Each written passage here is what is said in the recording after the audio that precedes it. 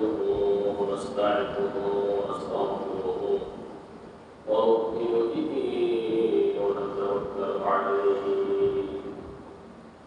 ونعوذ بالله من شرور أنفسنا ومن سيئات أعمالنا من يهده الله فلا مضل له ومن يضلل فلا هادي له واشهد ان لا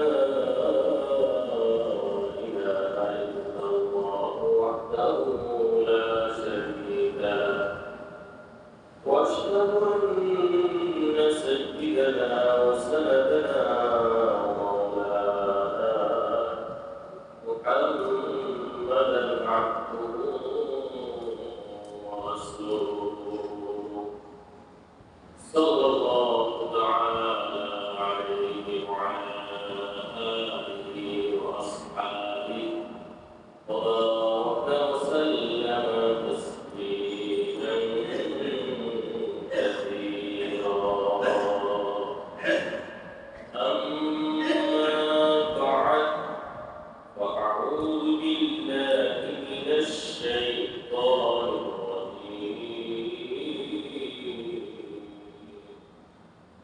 بسم الله الرحمن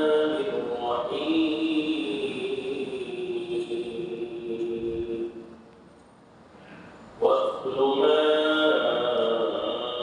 أوحي إليك من كتاب ربك لا مبدل لكلماته ولن تجد من دونه ملتحدا واصبر نفسك مع الذين يدعون ربهم بالغداة والعشي يريدون وجهه ولا تعد عيناك عنهم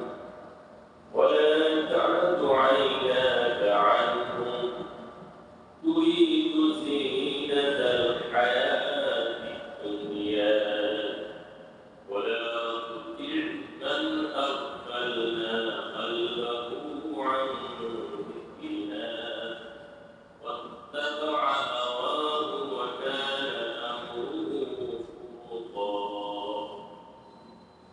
وقل الحق من ربكم فمن شاء فليؤمن ومن شاء ليكفر إنا أعتدنا للظالمين نارا أحاط بهم سرادقها وإن يستغيثوا يغاثوا بماء كالمهل يشوي الوجوه بئس الشراب وساءت مرتفقا إن الذين آمنوا وعملوا الصالحات إنا لا نضيع أجر من أحسن عملا أولئك لهم جنات عدن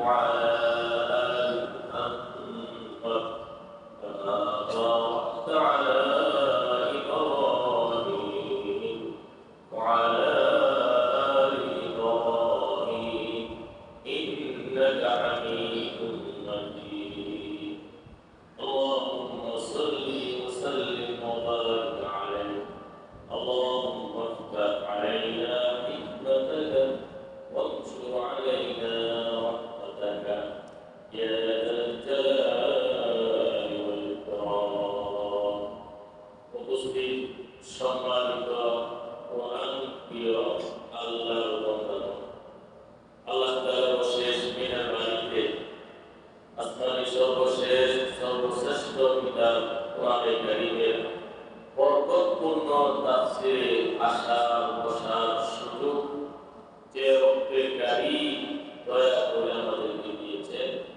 সেই রব্বে কারীমের সাথী দরবারে আমরা কৃতজ্ঞতা প্রকাশ করি বলে আলহামদুলিল্লাহ আলহামদুলিল্লাহ আলহামদুলিল্লাহ। সম্মানিত সুধী, আজকে সূরাতুল কাহফের ২৭ নং আয়াত থেকে ৪৬ নং আয়াত পর্যন্ত তাফসীর করা হবে। সূরা কাহফের ৪র্থ ৫ম নম্বর এই আয়াতগুলোর মধ্যে আল্লাহ রাব্বুল আলামিন ইসলামের সার বিন্যাস মূলনীতি আলোচনা করেছেন। আল্লাহ তাআলার কাছে ঈমানের মর্যাদা, আমলের মর্যাদা বেশি। ধন দৌলতে, ধন সম্পদের কোনো মর্যাদা নেই। যার মধ্যে ঈমান আছে, দ্বীন আছে, যে শরীয়তের বিধান মানে আল্লাহর কাছে অনেক সম্মানিত। ধন সম্পদ, দুনিয়া বের করিবা, দুনিয়ার ধন সম্পদ আল্লাহর কাছে একদম নগণ্য তুচ্ছ। আল্লাহ রাব্বুল আলামিন জান্নাতের আলোচনা করেছেন, জাহান্নামের আলোচনা করেছেন। এরপর আল্লাহ তাআলা দুইজন ব্যক্তির দৃষ্টান্ত দিয়েছেন, একজন মুমিন, একজন কাফের। মুমিন ব্যক্তি সব সময় সফল হয়, ঈমানদার সব সময় কামিয়াবি হয়। তো রাসূল কারীম সাল্লাল্লাহু আলাইহি ওয়াসাল্লাম তার কাছে কিছু নিঃস্ব, দারিদ্র, অসচ্ছল, গরীব সাহাবায়ে কেরাম বসা ছিলেন। নবীজির পাশে সমাজের মধ্যে সবচেয়ে নগণ্য, সবচেয়ে নিঃস্ব, দুস্থ, গরীব সাহাবী যারা ছিলেন তারা নবীজির পাশে বসা ছিলেন। মক্কার ধনী, প্রভাবশালী, সম্পদশালী কিছু নেতা নবীজির কাছে আগমন করল। তখন এসে বলল, এ মুহাম্মদ, আপনার কাছে যে গরীব মানুষ আছে, এই গরীব মানুষগুলোকে তুলে দেন। কারণ আমরা ধনী মানুষ, আমরা সম্পদশালী, আমরা তাদের সাথে বলবো না, আপনার সাথে আমরা কথা বলবো।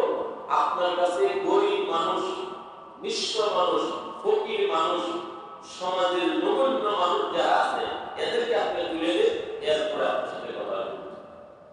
নবী কারীম সাল্লাল্লাহু আলাইহি ওয়াসাল্লাম ভাবলেন, ধনী ব্যক্তিরা যদি ঈমান আনে, ইসলাম গ্রহণ করে, ইসলামে অনেক সহযোগিতা হবে।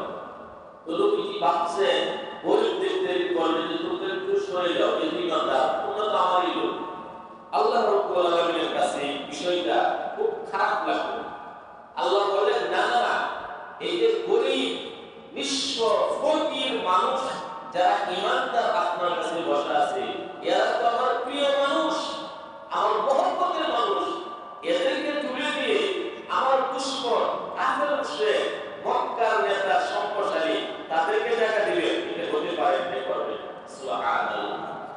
আল্লাহ তাআলা এই আয়াত নাযিল করলেন, আউযু বিল্লাহি মিনাশ শাইতানির রাজীম, বিসমিল্লাহির রাহমানির রাহিম, ওয়াতলু মা উহিয়া ইলাইকা মিন কিতাবি রাব্বিক লা মুবাদ্দিলা লিকালিমাতিহি ওয়া লান তাজিদা মিন দুনিহি মুলতাহাদা। এভাবে আপনার রবের পক্ষ থেকে আপনার প্রতি ওহী হিসাবে যে কোরআন এসেছে, কিতাব এসেছে, আপনি তা পাঠ করুন, তেলাওয়াত করুন। এজন্যই আপনার রবের পক্ষ থেকে ওহীর মাধ্যমে যে কিতাব এসেছে এই মহাগ্রন্থ কোরআনে কারীম তা আপনি পাঠ করুন, তেলাওয়াত করুন, পড়ুন। আল্লাহ কালিমাকে কেউ পরিবর্তন করতে পারবে না। আল্লাহ ব্যতীত কোনো আশ্রয়স্থান নেই। আল্লাহ ব্যতীত কারো কোনো আশ্রয়স্থান আছে নাকি? কোনো আশ্রয় নেই। واصبر نفسك مع الذين يدعون ربهم بالغداة والعشي يريدون وجهه ولا تعد عيناك عنهم تريد زينة الحياة الدنيا ولا تطع من أغفلنا قلبه عن ذكرنا واتبع هواه وكان أمره فرطا بلال رضي الله تعالى خبيب رضي الله تعالى عمار رضي الله تعالى ও সমস্ত গরিব সাহাবীরা নবীর কাছে বসা ছিল। তখন মক্কার নেতারা গরিবরা আসার পর বলবে এদেরকে তুলে দে, এরপরে আমরা বসবো। আল্লাহ তাআলা বলেন না না, ওয়াসবির নাফসাকা মা'আল্লাযীনা ইয়াদউনা রাব্বাহুম, তাদের সাথে আপনি থাকুন যারা তাদের রবকে ডাকে সকাল সন্ধ্যায় এবং যারা তাদের রবের সন্তুষ্টি কামনা করে ইবাদতের মাধ্যমে। আপনি কাফের মুশরিকদের মন খুশি করার জন্য, আপনি দুনিয়ার চাকচিক্য চাওয়ার জন্য আপনি এদেরকে তুলে দিবেন না। তারা তো আমার দুশমন, তারা তো কুপ্রবৃত্তির ধারণা অনুসরণ করে। তো গরিব নিঃস্ব সাহাবায়ে কেরামকে তুলে দেওয়া আল্লাহ তাআলা নিষেধ করেছেন। গরিব সাহাবীদের সাথে নবীজিকে থাকার জন্য আল্লাহ তাআলা আদেশ করেছেন। বলেন সুবহানাল্লাহ। কারণ এই গরিব নিঃস্ব সাহাবী তারা আল্লাহর সন্তুষ্টি চায়, আল্লাহর রেজামন্দি চায় ইবাদতের মাধ্যমে। হাদিসের মধ্যে আসছে আল্লাহর কাছে দুনিয়ার ধন সম্পদ সামান্য কোনো মূল্য নেই। একটা মশা পাখা পরিমাণ দুনিয়ার গোটা সম্পদের মূল্য যদি আল্লাহর কাছে থাকতো, কাফের মুশরিক বেঈমানকে এক সাবিস পানে আল্লাহ তাআলা পাক করার জন্য দিতেন। আল্লাহর কাছে দুনিয়ার সম্পদের কোনো মূল্য নাই। এইজন্যই মুসলমানদেরকে, ঈমানদারদেরকে আল্লাহ তাআলা খাওয়া, কাফের মুশরিককে খাওয়া। কারণ দুনিয়ার সম্পদের কোনো মূল্য আল্লাহর কাছে নেই। আল্লাহর কাছে মর্যাদা হলো ঈমান, তাকওয়া, পরহেজগারি, দ্বীন শরীয়তে। ধন সম্পদের কোনো মূল্য আল্লাহ তাআলার কাছে নেই। এইজন্য অধিকাংশ নবী রাসূলকে আল্লাহ তাআলা অভাব দিয়ে, দারিদ্রতা দিয়ে, গরিবী হালতে আল্লাহ তাআলা অধিকাংশ নবী রাসূলকে আল্লাহ তাআলা নাযিল করেছেন। লক্ষাধিক নবী রাসূল মানব জাতির হেদায়েতের জন্য আল্লাহ তাআলা প্রেরণ করেছেন।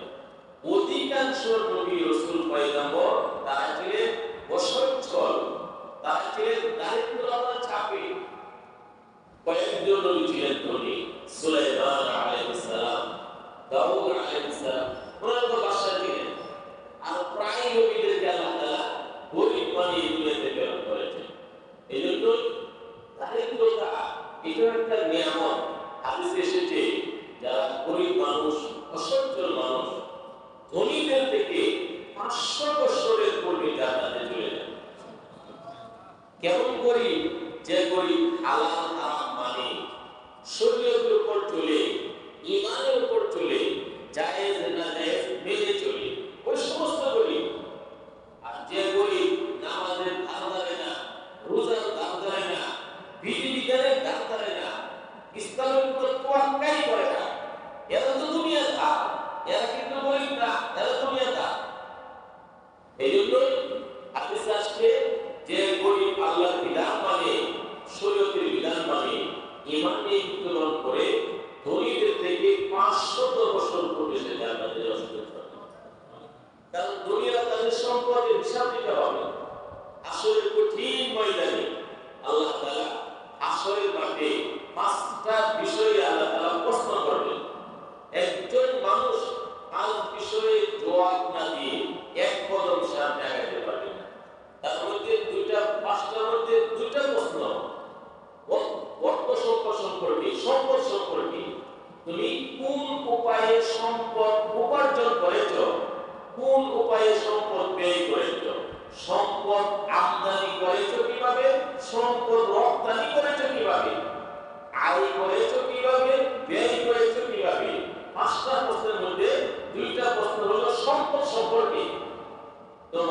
সম্পদে অনেক সময় জাহান্নামে নিয়ে যায়। এই জন্য হাদিসের মধ্যে আসছে, মানুষ বলে মালি মালি মালি, আমার সম্পদ আমার সম্পদ, এই আমার সেই আমার। নবীজি বলেন, সে যা খেয়েছে তা নষ্ট হয়ে গেছে, খেয়েছে নষ্ট হয়ে গেছে, যা পরিধান করেছে তা পুরাতন হয়ে গেছে, আর যা রেখে গেছে সব কিছু তো আত্মীয় স্বজন রেখে গেল। তার না কি বলে, মানুষ কিন্তু বলে কি তার সম্পদটাকে না মিরাজ হয়ে যায় আত্মীয় স্বজনে। আপনার শরীরে সব রেখে দিবে, মৃত্যুর সময় আপনার গায়ে কোনো কিছু থাকবে না, থাকবে নাকি? তো ধন সম্পদ আত্মীয় স্বজন মালিক হয়ে যাবে। এই জন্য ধন সম্পদের হক যদি কেউ আদায় না করতে পারে, এই ধন সম্পদে তার জন্য কাল হয়ে দাঁড়াবে। হাদিসের মধ্যে আসছে, সম্পদের হক যদি কেউ আদায় না করে, যাকাত যদি কেউ আদায় না করে, যাকাত, এই সম্পদকে বিষধর সাপ বানানো হবে, গলার মধ্যে সাপ পেঁচিয়ে ধরবে, গালের মধ্যে ওই সাপ দংশন করবে, সাপে ধরবে, আনা মালুকা আনা কানসুকা, আমি তোমার মাল, আমি তোমার সম্পদ, আমি তোমার সঞ্চয়। এভাবে সাপে দংশন করতে থাকবে, কামড়াতে থাকবে এবং বলতে থাকবে, আমি তোমার সম্পদ, আমি তোমার সঞ্চয়। নাউজুবিল্লাহ। এই জন্য সম্পদ আল্লাহর পক্ষ থেকে নিয়ামত, এই সম্পদের হক আদায় করতে হবে। তো আল্লাহ তাআলা এই পৃথিবীতে কাউকে সম্পদ দিয়েছেন, কাউকে আল্লাহ তাআলা দারিদ্রতার চাপে রেখেছেন। এটা আল্লাহর একটা বিশেষ পরীক্ষা। তো সম্পদ আল্লাহর প্রিয় ব্যক্তিকে আল্লাহ তাআলা দান করেন, আল্লাহর দুশমনকে আল্লাহ তাআলা দান করেন।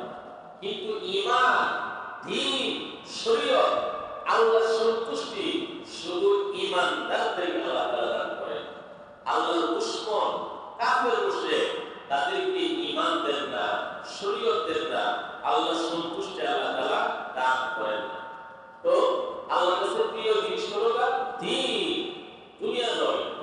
এই জন্যই দুনিয়াতে যতদিন থাকবে দুনিয়ার জন্য তুমি চেষ্টা করো, আর পরকালে যতদিন থাকবে পরকালের জন্য তুমি আমল করো।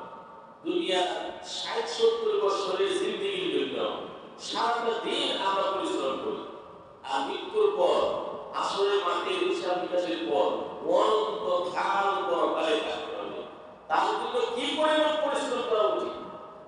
একজন মানুষ ৬০-৭০ বছরের জিন্দেগির জন্য সারাটা জীবন পরিশ্রম করে, কিন্তু অনন্তকাল হাজার হাজার crore crore million million million অনন্তকাল পরকালে থাকতে হবে।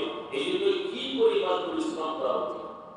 জাহান্নামে যখন জাহান্নামে যাবে, সামনে আলোচনা আসতেছে, তখন তারা বলবে, রব্বানা আখরিজনা না'মাল সালিহান গায়রাল্লাযী কুননা না'মাল। জাহান্নামীরা জাহান্নামের মধ্যে আত্মনাদ করবে, চিৎকার করবে, চিল্লাচিল্লি করবে। জাহান্নামের শাস্তি ভোগ করতে যাবে, তার প্রত্যাশা করতে যাবে, জাহান্নামের মধ্যে তারা চিল্লাইতে থাকবে বিকট শব্দে, এবং আল্লাহর কাছে বলবে, রব্বানা আখরিজনা না'মাল সালিহান গায়রাল্লাযী কুননা না'মাল। হে আমাদের রব, আমাদেরকে আবার দুনিয়াতে ফিরিয়ে দাও, এখন আমরা নেক আমল করব, ভালো আমল করব, আবার দুনিয়াতে ফিরিয়ে দাও। আল্লাহকে ফিরিয়ে দিবেন নাকি? হ্যাঁ, তারা আবার চিৎকার করে বলবে, আবার দুনিয়াতে ফিরিয়ে দাও। কিন্তু দুনিয়াতে আসার সুযোগ আছে নাকি? না, হইলে হইতে পারে, হইলে হইতে পারে না, সম্ভব। বেঈমান হয়ে যদি কেউ মারা যায়, জাহান্নাম তার জন্য অবধারিত। বেঈমান জান্নাতে যাওয়া কেমন অসম্ভব, যেমন সুয়ের ছিদ্র দিয়া উট প্রবেশ করার মতো সম্ভব। সুয়ের ছিদ্র দিয়া উট ঢোকানো যাবে, যেমন অসম্ভব বেঈমান হয়ে যদি কেউ মারা যায়, জান্নাতে যাওয়া তেমন অসম্ভব। যাক, আল্লাহ রাব্বুল আলামিন ওই বিশ্ব ওয়াহাবি ঈমানদারদের প্রশংসা করেছেন। আল্লাহ নবীকে গরীব সাহাবীদের সান্নিধ্যে থাকার জন্য এবং গরীব সাহাবীদেরকে নবীর সাথে রাখার জন্য আল্লাহ তাআলা এখানে আদেশ করেছেন। মানে দারিদ্রতা আল্লাহর কাছে কত প্রিয় এবং ইমানদার ব্যক্তির মর্যাদা কি পরিমাণ। এজন্য ইসলামের মধ্যে যে সমস্ত সাহাবীরা ইসলাম গ্রহণ করেছে অধিকাংশ ছিলেন দারিদ্র, গরীব, গোলাম, অধিকাংশ ছিলেন নিঃস্ব। এরপরে আল্লাহ বলেন وَقُلِ الْحَقُّ مِنْ رَبِّكُمْ فَمَنْ شَاءَ فَلْيُؤْمِنْ وَمَنْ شَاءَ فَلْيَكْفُرْ إِنَّا أَعْتَدْنَا لِلظَّالِمِينَ نَارًا। আল্লাহ তাআলা বলেন, এটা ধমক দিয়ে আল্লাহ তাআলা বলেন, এই আপনি বলুন এই শব্দ, এই কোরআনে কারীম আল্লাহর পক্ষ থেকে এসেছে, দিন আল্লাহর পক্ষ থেকে এসেছে। যার মন চায় সে যেন ঈমান আনে, যার মন চায় সে যেন কুফরি করে। অবশ্যই আমি আল্লাহ তাআলা জালেম ব্যক্তিদের জন্য, কাফের মুশরিকের জন্য আগুন প্রস্তুত রেখেছি। নাউযুবিল্লাহ। আল্লাহ রাব্বুল আলামিন ধমকের সুরে বলতেছেন, যার মন চায় ঈমান আনো, যার মন চায় কুফরি করো, মৃত্যুর পর আমি তার এই শাস্তি দিব। আমি জালেম ব্যক্তিদের জন্য, পাপিষ্ঠ ব্যক্তিদের জন্য, কাফের মুশরিকের জন্য না আগুন প্রজ্বলিত, লেলিহান প্রজ্বলিত আগুন আমি তাদের জন্য প্রস্তুত রেখেছি। أحاط بهم سرادقها وإن يستغيثوا يغاثوا بماء كالمهل يشفي الوجوه بئس الشراب وساءت مرتفقا। আল্লাহ তাআলা বলেন, এই আগুন তাদেরকে বেষ্টন করে রাখবে।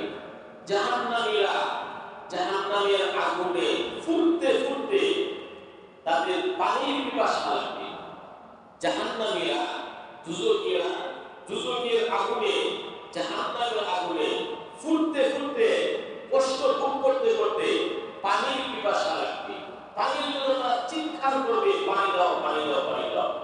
এত বড়, এত উত্তপ্ত পানি ফেরেশতারা তাদেরকে দিবে। তারা যখন এই পানি পান করার জন্য চেহারার কাছে নিবে, চেহারা একদম পুরো সাদা হয়ে যাবে। উপরে টুট যাবে, উপরে উঠে নিচে টুট যাবে, নিচে উঠে। এই গরম পানি যখন তারা পান করবে, নারীগুলি সব কিছু পায়খানার রাস্তা দিয়ে বের হয়ে যাবে। নাউযুবিল্লাহ। এত গরম পানি দেওয়া হবে। আল্লাহ বলে কত নিকৃষ্ট পানীয় তাদের এবং কত নিকৃষ্ট খাবার তাদের, কত নিকৃষ্ট তাদের অবস্থা। এটা যখন জাহান্নামের অবস্থা বর্ণনা করেছে।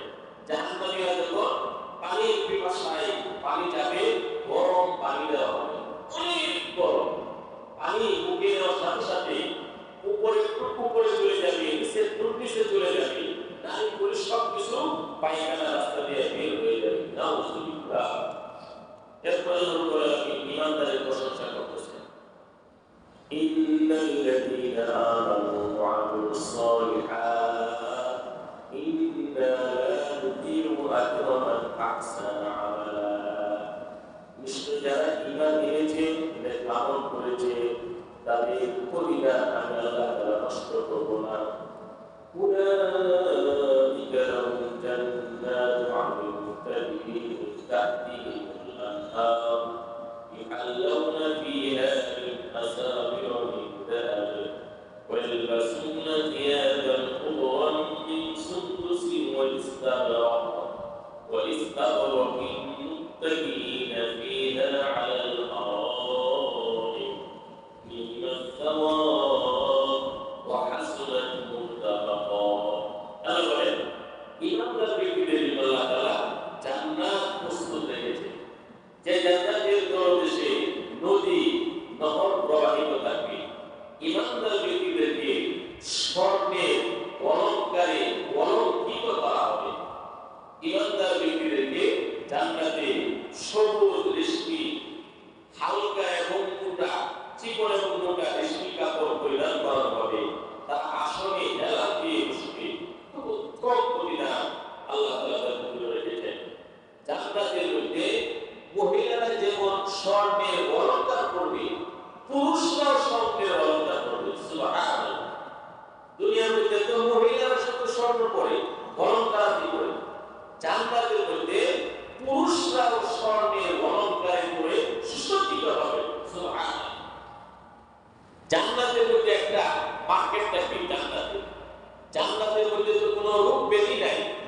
জান্নাতের মধ্যে পায়খানা প্রস্রাব নাই, জান্নাতের মধ্যে অসুখ বিসুখ নাই, জান্নাতের মধ্যে কোনো ইবাদত বন্দেগী নাই, জান্নাতের মধ্যে কোনো ঘুম নাই। শুধু খাও, আনন্দ করো, ফুর্তি করো। সুবহানাল্লাহ। জান্নাতের কাজ কি? খাও দাও, ফুর্তি করো, আনন্দ বিনোদন ইত্যাদি জান্নাতের। জান্নাতের মধ্যে মানুষের পোশাক পরিচ্ছদ ময়লা হবে না, জান্নাতের মধ্যে নাক দিয়ে কোনো ময়লা বের হবে না, জান্নাতের মধ্যে দাড়ি থাকবে না, মুছ থাকবে না। জান্নাতের মধ্যে কি থাকবে না? দাড়ি মুছ থাকবে না। সুবহানাল্লাহ। যারা এই দুনিয়ার মধ্যে দাড়ি রাখবে নবীর তরিকা অনুযায়ী, মুখটাকে নবীর তরিকা অনুযায়ী রাখবে, আল্লাহ তাআলা জান্নাতে প্রবেশ করার পূর্বে এই আকাঙ্ক্ষা আল্লাহ তাআলা পূর্ণ করে দিবেন। সুবহানাল্লাহ। হাদিসে আসছে জান্নাতীরা যখন জান্নাতে প্রবেশ করবে তখন তাদের বয়স 30 অথবা 33 বছরের হবে। মুখের মধ্যে কোনো মুছ থাকবে না, দাড়ি থাকবে না, মুখ দাড়ি মুছ থেকে পরিষ্কার থাকবে। 30 অথবা 33 বছরের যুবক যুবতী হয়ে জান্নাতে প্রবেশ করবে। এই জন্য দুনিয়াতে যারা দাড়ি রাখবে জান্নাতে যাওয়ার পূর্বে, কারণ অনেক মানুষের আকাঙ্ক্ষা মুখের মধ্যে দাড়ি না রাখলে কেমন ভালো লাগবে। দাড়ি যার নবীর তরিকা রাখবে জান্নাতে প্রবেশ করার পূর্বে এই আকাঙ্ক্ষা আল্লাহ তাআলা পূর্ণ করবে। জান্নাতের মধ্যে কোনো দাড়ি থাকবে না, মুছ থাকবে না, বগলের নিচে কোনো চুল থাকবে না, নাভির নিচে কোনো চুল থাকবে না। তবে দুনিয়ার মধ্যে দাড়ি রাখতে হবে। এই জন্য এক বান্দা বর্ণনা এসেছে কোনো ব্যক্তি যদি সুন্নত তরিকা দাড়ি রাখে, সুন্নত তরিকা দাড়ি, ডানে এক মুষ্টি, নিচে এক মুষ্টি, বামে এক মুষ্টি, নিজের মুষ্টি অনুযায়ী এক মুষ্টি দাড়ি যদি কেউ রাখে আর এই অবস্থায় মারা যায়, আল্লাহর কাছে বলবে, আল্লাহ আমার অন্য কোনো আমল তোর তেমন গুরুত্ব নাই, তোমার নবীর তরিকা অনুযায়ী দাড়ি রেখেছি, এই দাড়ি উসিলে আমাকে মাফ করে দাও, আল্লাহ তাআলা মাফ করে দিবে।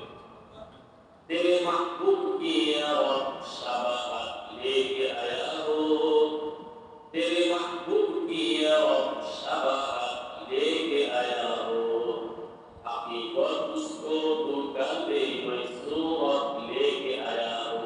अल्लाह তোমার হাবিবের তরিকায় আমি দাঁড়িয়ে নিয়ে আসছি, তোমার বন্ধুর দাঁড়িয়ে উসিলে আমাকে মাফ করে দাও। এই জন্য সুন্নত তরিকা দাঁড়িয়ে এক মুষ্টির অতিরিক্ত থাকলে কেটে ফেলা। এই সুন্নত তরিকা যারা দাঁড়িয়ে রাখবে, 5 ওয়াক্ত নামাজ যারা গুরুত্ব সহকারে জামাতের সাথে আদায় করবে, ওলামায়ে কেরাম বলে 5 ওয়াক্ত নামাজ ইহতিমাম গুরুত্ব সহকারে শ্রদ্ধা ভক্তির সাথে 5 ওয়াক্ত নামাজ জামাতে যে ব্যক্তি আদায় করবে একটা কাজ। 2 নম্বর, সুন্নত তরিকায় যে ব্যক্তি দাঁড়িয়ে রাখবে তার কোনো পেরেশানি থাকতে পারে না, পেরেশানি বলতেই থাকবে না, চট করে যাবে ইনশাআল্লাহ। এই জন্য সুন্নত তরিকা দাঁড়িয়ে রাখা, 5 ওয়াক্ত নামাজ গুরুত্ব সহকারে আদায় করা যায়। তো জান্নাতের মধ্যে কি থাকবে না? দাড়ি থাকবে, মুছ থাকবে না, দাড়ি থাকবে না, বগলের নিচে চুল থাকবে না। জান্নাতের মধ্যে কোনো মানুষ ঘুমাবে না, সদা সর্বদাই হাজার হাজার প্লেট খাবার খাবে, খাওয়ার পর সে পেট ভরে ফেলবে, তার একটা ঢেকুর আসবে, বেশকে আম্বরের মতো সুগ্রা, আবার খিদা লাগবে, আবার হাজার হাজার প্লেট খাবার লাগবে। কারণ জান্নাতের মধ্যে মানুষের খাবারের চাহিদা বেশি হবে। 100 মানুষ যে পরিমাণ খাবার খায়, মুহূর্তের মধ্যে এর চেয়ে বেশি খাবার একজন জান্নাতে দিয়ে দেবে।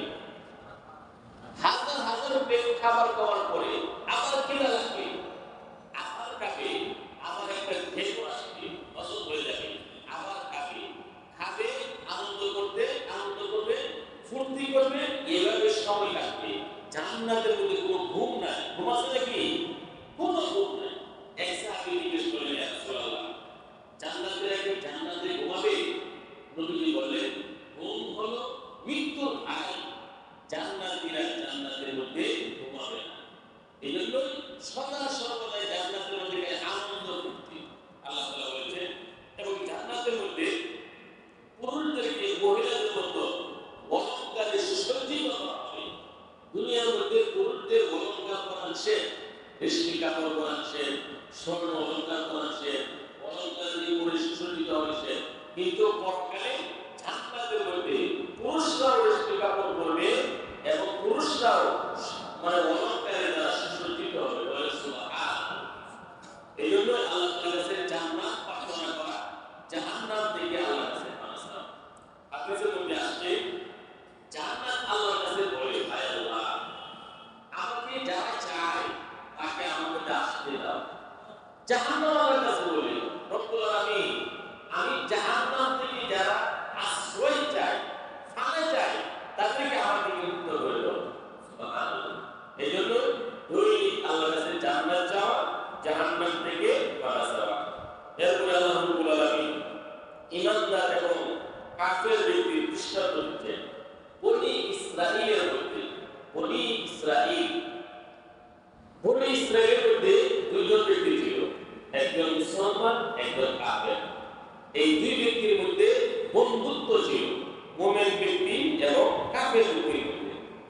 তো কাফের ব্যক্তিকে আল্লাহ তাআলা দুটি বাগান দিয়েছে, উদ্যান বাগান দিয়েছে, আঙ্গুরের বাগান দিয়েছে। আবার মাঝে আল্লাহ রাব্বুল আলামিন নদী নহর জারি করে দিয়েছে, পাশে বিভিন্ন মনোরম দৃশ্য আল্লাহ তাআলা সৃষ্টি করে দিয়েছে, প্রচুর সম্পদ দিয়েছে। আর মুমিন ব্যক্তিকে আল্লাহ তাআলা গরীব অবস্থায় দান করেছে। তো আল্লাহ তাআলা বলেন, ওই কাফের ব্যক্তি প্রায়ই মুমিন ব্যক্তির সাথে গর্ব করত, অহংকার করত যে আল্লাহ তাআলা আমাকে অনেক সম্পদ দিয়েছে, আমাকে অনেক সম্পদশালী আল্লাহ তাআলা করেছে, তুমি তো নিঃস্ব, তুমি তো গরীব, আমার এই সম্পদ কোনো সময় নষ্ট হবে না, ধ্বংস হবে না। আর মুমিন ব্যক্তি বলতেন, না না না, এই আল্লাহর প্রতি বানানো, যে কোনো মুহূর্তে এই সম্পদ নষ্ট হয়ে যেতে পারে। তো ইমানদার ব্যক্তির এই দাওয়াত কাফের বন্ধু মানল না। একদিন যখন কাফের ব্যক্তি বাগানে গেল, গিয়ে দেখলো আকাশ থেকে আগুন এসে ঝড় তুফানে সব নষ্ট করে দিয়েছে। কাফের ব্যক্তি বলল, সর্বনাশ, আমি যে ব্যয় করেছি, খরচ করেছি, এই খরচের জন্য উঠবে না, আমি কেন আমার রবের সাথে আমি শিরক করলাম, কেন আমি তার কথা মানলাম? মুমিন ব্যক্তি যখন বলবে, আরে যে আল্লাহ তাআলা তোমাকে সৃষ্টি করেছে মাটি থেকে, নুতফা থেকে, এবং সুন্দরভাবে তোমার আকৃতি দিয়েছে, ওই আল্লাহর সাথে তুমি কেন কুফরি করলে, কেন শিরক করলে, কেন তুমি জান্নাতে প্রবেশ করার সময়, ওই বাগানে প্রবেশ করার সময় এই কথা বললে না? মাশা আল্লাহ, মাশা আল্লাহ, লা কুওয়াতা ইল্লা বিল্লাহ। আল্লাহ তাআলা দুই রাত আলোচনা শুরু করেছে। واضرب لهم مثلا رجلين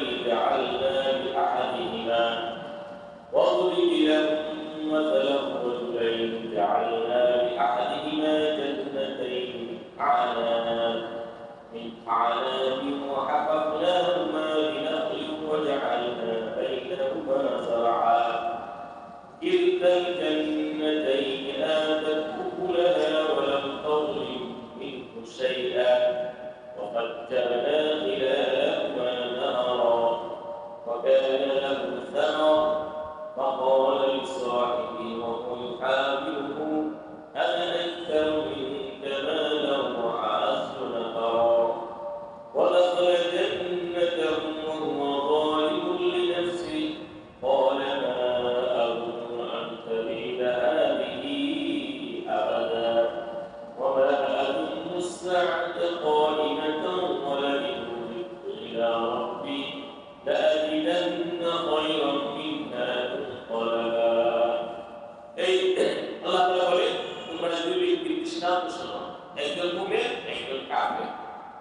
কাফের ব্যক্তিকে আল্লাহ তাআলা দুটি বাগান দিয়েছিলেন, ভাম্পার ফল ফলত, সব ধরনের ফল ফলত, কিন্তু সে ছিল কাফের, সম্পদ নিয়ে অহংকার করত, আমার অনেক সম্পদ, আমার অনেক সন্তানাদি, আমি এই, আমি সেই। একদিন যখন সে গর্ব করে তার বাগানে প্রবেশ করলো, সে ভাবলো আমার এই বাগান কখনো নষ্ট হবে না, ধ্বংস হবে না। তখন মুসলমান বন্ধু তাকে বলল, قال له صاحبه وهو يحاوره أكفرت بالذي خلقك من تراب ثم من نطفة ثم سواك رجلا لكن هو الله ربي ولا أشرك بربي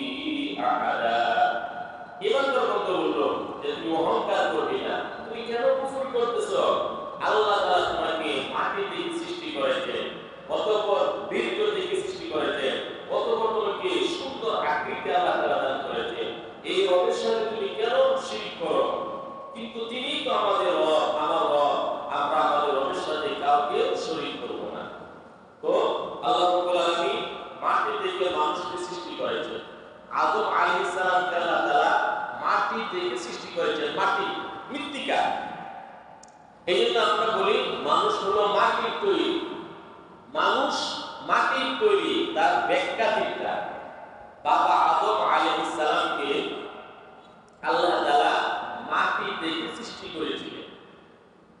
আর আদম আলাইহিস সালাম যখন জান্নাতে ছিলেন, তার বাম পাজরের বক্র হাড্ডি থেকে মা হাওয়া আলাইহিস সালামকে সৃষ্টি করেছিলেন। আদম এবং হাওয়া আলাইহিস সালামের মাধ্যমে এই পৃথিবীতে মানুষ আসছে এবং আসবে। এই দৃষ্টিকোণ থেকে মানুষ হলো মাটির সৃষ্টি, একটা ব্যাখ্যা। 2 নম্বর ব্যাখ্যা হলো মানুষ যা আহার করে, যা ভক্ষণ করে, কোনো না কোনো ভাবে মাটির সাথে সম্পর্ক। আপনি যাই কা চিনি খাবেন, আখ থেকে হয়েছে, আখ তো মাটি থেকে। আপনি দুষ্ট খাবেন, এই গরু ঘাস খেয়েছে, ঘাস তো মাটি থেকে। মানুষ যা আহার করে এই সব কিছু মাটির সাথে সম্পৃক্ত, মাটির সাথে সম্পর্ক রাখে। এই জন্য এই দৃষ্টিকোণ থেকে মানুষ হলো মাটির সৃষ্টি। আরেকটা ব্যাখ্যা হলো মানুষকে আল্লাহ রাব্বুল আলামিন যখন সৃষ্টি করেন, নুতফার মধ্যে, বীর্যের মধ্যে আল্লাহ তাআলা কুদরতিভাবে মাটি মিশ্রণ করে দেন। এই দৃষ্টিকোণ থেকে মানুষ হলো মাটির সৃষ্টি। মানুষের দেহের মধ্যে তো কাটলে মাটি পাওয়া যাবে না, অপারেশন করলে মাটি পাওয়া যাবে নাকি? কিন্তু এই দৃষ্টিকোণ থেকে মানুষ হলো মাটির সৃষ্টি। যাক, এখন মানুষের মূল হলো আদম আলাইহিস সালাম। আদম আলাইহিস সালামকে আল্লাহ তাআলা যেহেতু মাটি থেকে সৃষ্টি করেছেন, এই জন্য সকল মানুষ হলো মাটি থেকে সৃষ্টি। মাটির বৈশিষ্ট্য হলো স্বাভাবিকভাবে মাটির মধ্যে আগাছা হয়, আগাছা, ঘাস, আগাছা জন্মে। এইগুলা পরিপাটি করতে হয়, পরিষ্কার করতে হয়। তো যেহেতু মানুষ মাটির সৃষ্টি, হিংসা, বিদ্বেষ, অহংকার, পরচর্চা, পরনিন্দা, গীবত, শেকায়াত, খারাপ বৈশিষ্ট্য মানুষের মধ্যে স্বাভাবিকভাবে সৃষ্টি হয়। মিথ্যা বলার জন্য প্রশিক্ষণের দরকার নাই, তার শিখতে হয় না। মানুষকে ধোঁকা দেওয়ার জন্য কোনো প্রতিষ্ঠান নাই, আসলে যে প্রতিষ্ঠানে ধোঁকা দেওয়া হয়, চুরি করার জন্য, বাটপারি করার জন্য, ওজনে কম দেওয়ার জন্য, খারাপ কাজ করার জন্য প্রশিক্ষণ দেওয়া হয় না। মানে শিক্ষা হয় তার প্রয়োজন নেই, মানুষ এমনি শিখতে পারে। আর সৎ গুণ, সত্য বলা, ভালো ব্যবহার করা, ইবাদতবন্দি করা, এইগুলা মানুষ শিখতে হয়। এই জন্যই মানুষের মধ্যে যেহেতু মাটির স্বভাব, মাটি নিয়ে মানুষকে সৃষ্টি করা হয়েছে, আগাছা মানুষের মধ্যে জন্ম নেই। এই আগাছাকে দূর করে ভালো গুণগুলো অর্জন করা। আল্লাহ রাব্বুল আলামিন নবী করিম সাল্লাল্লাহু আলাইহি সাল্লামকে 4টা বিশেষ দায়িত্ব দিয়েছিলেন। তার মধ্যে একটা দায়িত্ব হলো ওয়ায়ুযাক্কিহি, আত্মাকে বিশুদ্ধ করা, নিজেকে পবিত্র পরিচ্ছন্ন করা, হিংসা থেকে, পরনিন্দা থেকে, অহংকার থেকে, মানুষের সমালোচনা করা থেকে, মানুষকে ঘৃণা করা থেকে, এই সব কিছু থেকে নিজের আত্মাটাকে পরিষ্কার করা, এটাকে বলা হয় তাসকিয়া। একজনে এমন কবি করলো, কিন্তু মানুষের কাছে বলে গেল যে আমি তো সাবলে রোজা রাখেছি। নফল ইবাদত বন্দেগী করে মানুষকে জানানো সব তো যাবে যাবে, আর ডবল না। নফল ইবাদত কি মানুষকে জানানোর বিষয় নেই। নফল ইবাদত হলো আমি এবং আল্লাহ, কেউ জানবে না। আপনি তো তাহাজ্জুদের নামাজ পড়তেছেন, আপনি জানবেন এবং আল্লাহ। কারণ তাহাজ্জুদের নামাজ পড়ে মানুষের কাছে যদি আপনি আলোচনা করেন, যখন সূরা আসছিল আমি তো তাহাজ্জুদের দিনে কাটতেছিলাম না, যখন বিদ্যুৎ চলে গেছে তাহাজ্জুদের জন্য আমি কেন করছি, মানে কথাই কথাই তাহাজ্জুদের নামাজ। হজ করে আসছে, আমার কাছে বলে আমি যে তৃতীয়বার হজের বিছানায় ছিলাম, এই তৃতীয়বারের হজের বিছানায় হলো উদ্দেশ্য কি? 3বার হজ করছে, এটা মানুষকে জানানো। এই সমস্ত যাদের লৌকিকতা, মানুষকে দেখানোর অভ্যাস আছে, ইবাদত নষ্ট হবে হবে, উল্টা আবার কি হবে? শাস্তি হবে। এই জন্য এই সমস্ত গুণ থেকে অন্তরটাকে পরিষ্কার পরিচ্ছন্ন করা।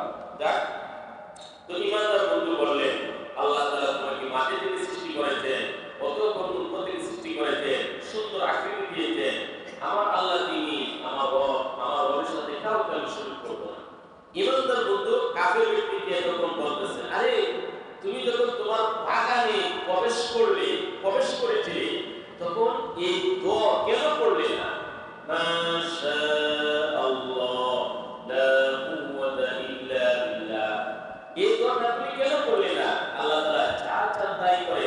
আল্লাহ শক্তি ব্যতীত কোনো শক্তি নাই।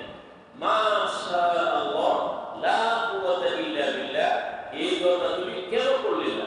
যদি দোয়া করতে তোমার এই বাগান নষ্ট হতো না, ধ্বংস হতো না। এরপরে তাকে কিছু দাওয়াত দিলেন। আল্লাহ রাব্বুল আলামিন এখানে বলেছেন মাশাআল্লাহ ওয়ালাউলা ইন দাখালতা জান্নাতাকা কুলতা মাশাআল্লাহ লা কুওয়াতা ইল্লা বিল্লাহ ইন তারনি আনা মালিকা মালাও ওয়া ওয়ালাদা। হাদিসে এসেছে মাশাআল্লাহ লা কুওয়াতা ইল্লা বিল্লাহ, বদ নজর থেকে হেফাজতের জন্য সুরক্ষিত একটা দোয়া। আপনার সন্তান যেন বদ নজর না লাগে, সম্পদ যেন বদ নজর না লাগে, শোক না লাগে, এই জন্য আল্লাহ তাআলা এই দোয়া শিখিয়ে দিয়েছেন। সুবহানাল্লাহ। মাশাআল্লাহ লা কুওয়াতা ইল্লা বিল্লাহ। এই দোয়া পড়লে শোক লাগবে না, কোনো বদ নজর লাগবে না। হাদিসে এসেছে وفي الحديث من أوتي خيرا من أهله وماله فيقول عند ذلك ما شاء الله لا قوة إلا بالله لم يرى فيه مكروها। হাদিস এসেছে আল্লাহ তাকে সম্পদ দিবেন বা সন্তান দান করেছেন, সুন্দর চেহারা সন্তান, খুব সুন্দর আকৃতি, তখন বলতে হবে মাশাআল্লাহ লা কুওয়াতা ইল্লা বিল্লাহ। সম্পদ মাশাআল্লাহ, তাহলে কি লাগবে না? চোখ লাগে না। চোখ লাগা সত্য, নজর লাগা কি সত্য, বদ নজর লাগাইলে কি সত্য। বুখারী শরীফের হাদিসে এসেছে আল আইনু হাক্কুন, বদ নজর চোখ লাগা সত্য। এটা কিন্তু খুব কথা না, ভ্রান্ত কথা না। চোখ লাগা কি সত্য। মানুষের খারাপ চোখ আছে, খারাপ চোখ নজর যদি লাগে আপনার ক্ষতি হয়ে যাবে। আপনার সুন্দর ছেলে যদি বদ নজর করে, ওই চেহারা নষ্ট হয়ে যাবে, চামড়া নষ্ট হয়ে যাবে, অসুস্থ হয়ে যাবে। পিঠে বানাইতেছে, যদি কুদৃষ্টি দেয়, বদ নজর লাগে, পিঠা কি হয়ে যাবে? নষ্ট হয়ে যাবে। ফল গাছের দিকে কুদৃষ্টি দিছে, ফল কি হয়ে যাবে? নষ্ট হয়ে যাবে। বিল্ডিং এর মধ্যে যদি কুদৃষ্টি দেয়, বিল্ডিং ভেঙে পড়ে যাবে।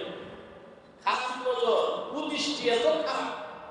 এই জন্য আল্লাহ রাসূল বলেন আল আইনু হক, বদ নজর কুদৃষ্টি সত্য। তোমরা ইস্তাঈযু বিল্লাহি মিনাল আইন ফাইনাল আইনা হাক্কুন। বদ নজর থেকে তোমরা আল্লাহর কাছে আশ্রয় চাও। মানুষের চোখ লাগা সত্য। অনেক মানুষের চোখ আছে খারাপ, যদি এই বদ নজর দেয় তাহলে আপনার ক্ষতি হয়ে যাবে। এই জন্যই আপনার সন্তান, আপনার ফসলাদি, বিল্ডিং, কোনো সুন্দর জিনিস যদি কোনো ব্যক্তি দেখে, সাথে সাথে বলতে হবে, আপনি বলেন মাশাআল্লাহ লা কুওয়াতা ইল্লা বিল্লাহ। এই দোয়া করলে আর ক্ষতি হবে না। এই দোয়া করলে কি হবে না?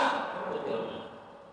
আমাদের সমাজের মধ্যে আমাদের শিশুদেরকে আমরা কি করি? টিপ দেই, কালো টিপ।